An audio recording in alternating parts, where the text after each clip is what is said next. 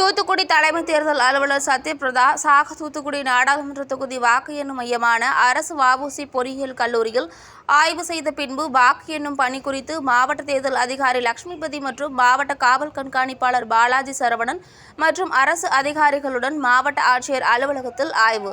தமிழக தலைமை தேர்தல் அலுவலர் சத்யபிரதா சாகு தூத்துக்குடி நாடாளுமன்ற தொகுதி தேர்தல் பணிகள் குறித்து ஆய்வு செய்ய இன்று தூத்துக்குடி வருகை தந்தார்.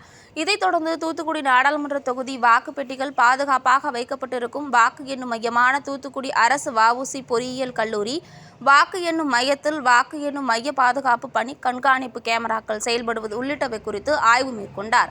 இதையடுத்து தூத்துக்குடி மாவட்ட ஆட்சித்தலைவர் அலுவலகத்தில் நடைபெற்ற ஆய்வுக் கூட்டத்தில் தமிழக தலைமை தேர்தல் அலுவலர் சத்யபிரதா சாகு கலந்து கொண்டார்.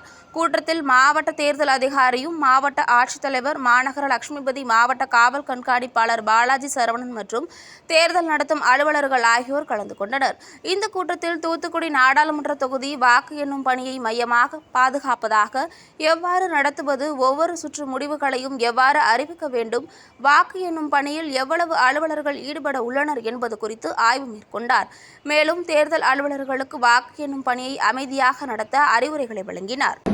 Warm welcome to our respected Secretary and Chief Electoral Officer Tamil Nadu for visiting Thuthukudi district and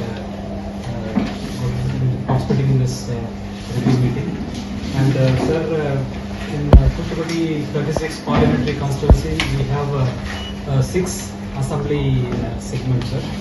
And the entire poll process was completed on 19th, and all the poll EVMs are now safely and securely kept in the strong rooms and closely monitored at 3 layers of security, and all the CCTV arrangements are in place.